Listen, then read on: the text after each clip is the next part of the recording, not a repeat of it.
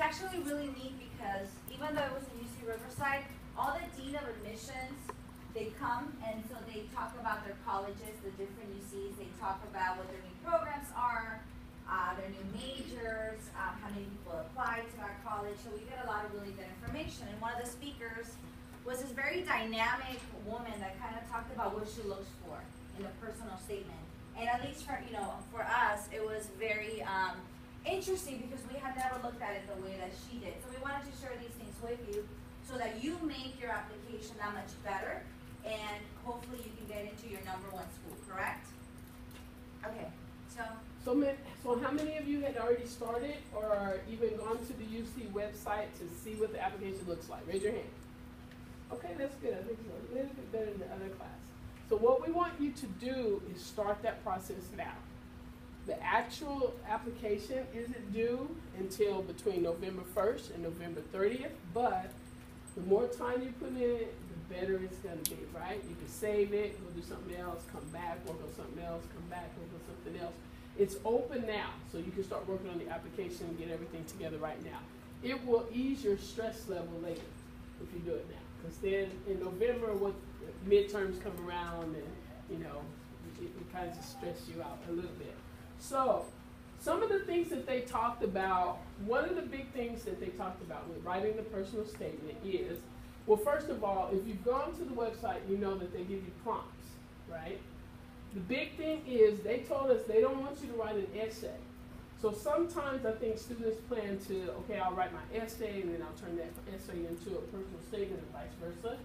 You can turn the personal statement into the essay, I think, but you got to make sure that you follow the directions of the prompt. What they said that they were looking for is they want you to go into who you are a little bit more in detail.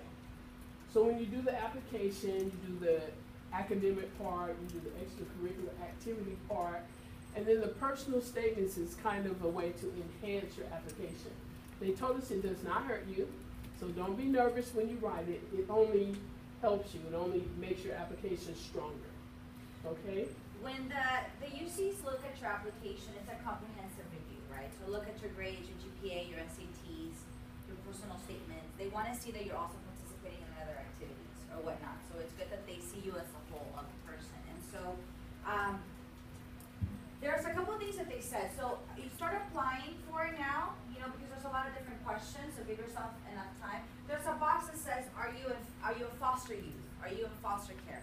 If you check yes, they want to make sure you elaborate on that at some point and talk about how that has shaped your life, okay? The other box that was interesting, and I think which applies, you know, to our campus is, was English your first language? Okay, you have the option of yes, or scroll, and there's like a bunch of different languages that you can pick. You cannot choose 2 languages at the same time. Although you might think that you learn Spanish and English maybe at the same time, you have to pick one or the other. If English is not your first language, they want you to address that at some point somewhere within your application. Got it? Okay. A big thing that they wanted you to know was that they want you to explain certain things. Like, you have your academic history, you're going to put your grade, whatever class you took, all that stuff. But they're also going to tell you, you have additional comment boxes for you to fill in any information that you feel they need to know about you, okay? In the additional comments box, they want you to write stuff like, explain bad grades, or grade changes, repeating a course. Maybe you took a magnet class, or you're in an academy program, or perhaps any structural changes that happen, highlight grade trends. Anything that happened to you academically that you are not able to explain with just the grade, you can put that in the additional comment section. Okay? Okay. They also told us be very careful about plagiarizing. So believe it or not, some people, you know, you might not even mean to plagiarize, but you might say, I don't know how to get started. Let me Google this and see if I can find what comes up for, you know, personal statements that got students into UCLA, for example. And then you use a lot of that information in your own personal statement. They look for that. So make sure that you write your own personal statement from your own point of view. Basically, you're telling your own story. Like she said, you're embellishing different things that you can't really capture in the application itself. They don't want you to repeat, like, you know, I was in CSF for 4 years and then go back and list that again. In the personal statement, they would want you to add what experience you gained or what did you gain from being in CSF or being the president of Pep Squad or something like that. They want you to embellish on it. Also, they gave us a list of do's and don'ts, so you might want to write this down.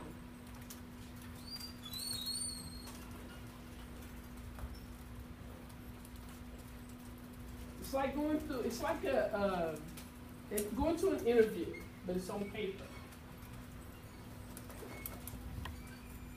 Everybody ready? Yes. First one is don't use an acronym without saying what it stands for. They have a lot, they read thousands and thousands and thousands, and what means ASB on our campus may stand for something else on another campus. So you need to spell out what you're talking about. Also, don't use quotes or, you know, like when you're writing an essay, sometimes to capture the audience, you start off with this, you know, this quote. They really don't want you to do that, which, you know, that kind of surprises me. I didn't think like that. They're like, no, they stick to the point. The lady kept saying that she reads the essay, or the personal statement, she says, so what? Every time something happens. So you need to explain the so what. Or should you say, okay, what you said for it, so what? You know what I mean? And also when you're writing it, use I. Make sure you say in first person, I and my experience in this class. Or, you know, when I was 13, this happened to me. They said don't go all into being a creative writer. And we'll give you some examples of that at the end, what they're looking for in an essay. They want you to stick to the point, not to be a repetition or, you know, don't keep repeating the same thing over and over again. They also don't want you to tell this great big long story or setting a scene. You know, the lady talked about how, you know, sometimes she reads them and it say, you know, way back in, 2000 or something, a child was born. That child's name was blah, blah, blah. Don't do that. They don't want you to do that.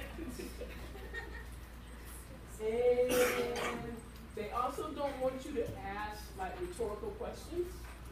So don't ask questions, especially to the reader, because they don't know you. They're trying to get to know you through your statement. And then the last thing they said, please don't use inappropriate sense of humor.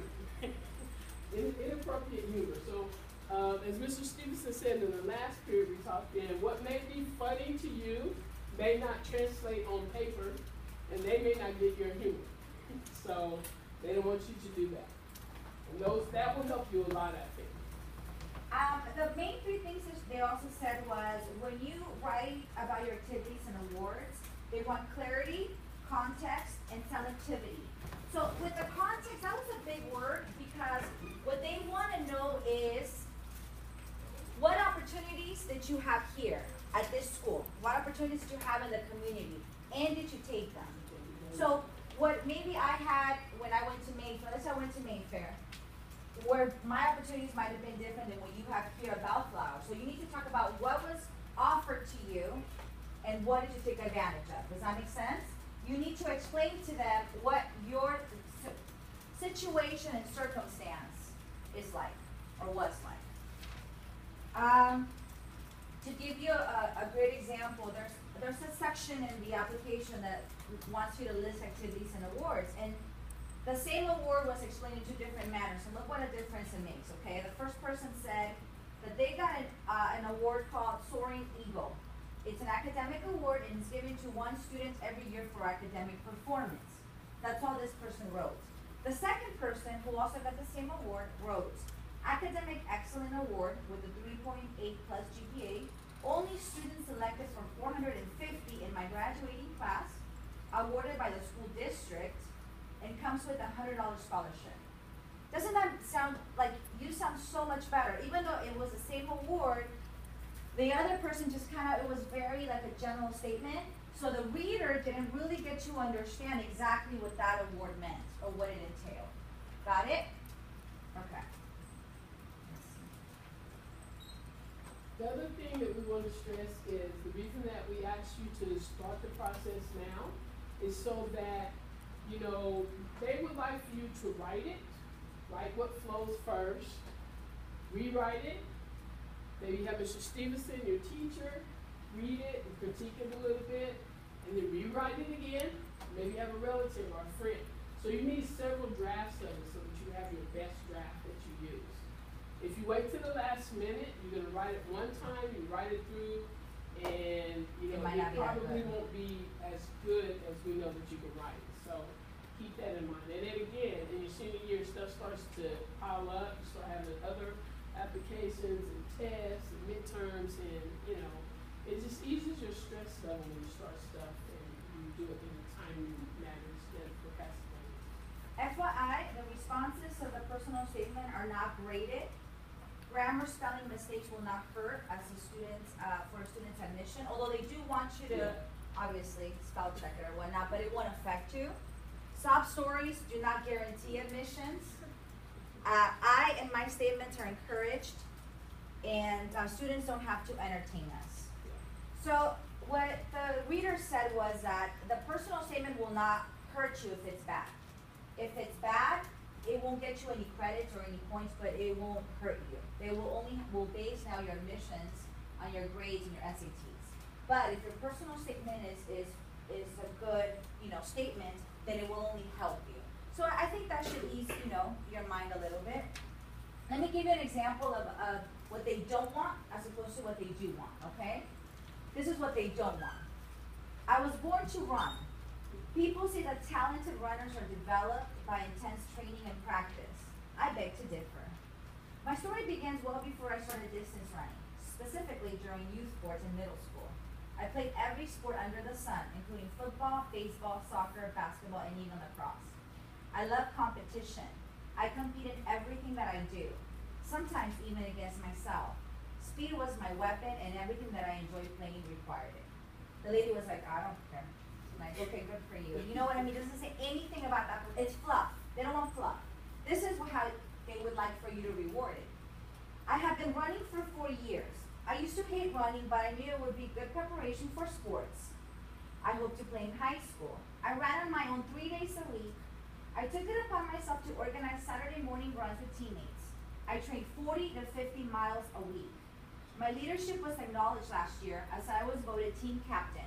As captain, I am responsible for scheduling practice workouts, coordinating 40 teammates in the workout room and track field.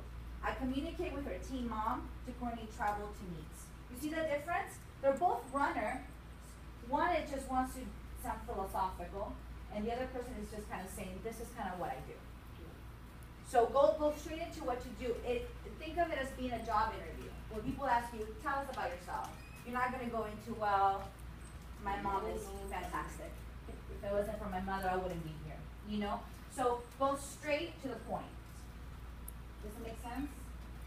Also, they said that everything that you write, at some point, it should be verifiable. So in other words, they do randomly, all 9 campuses, somehow they randomly select people to follow up on and check what they wrote. So they don't want you to write some big, long, drawn-out story that you made up. Like you're Obama's kid. You know what I mean? Like, don't write that. They don't want you to write that because randomly they do select, and they need you to be able to verify some of the things as well as your application. Don't put I did this, this, this, and this if you can't, you know, prove it when they go back and ask. Okay? So, do you guys have any questions for us? You think this information is going to help you? Okay.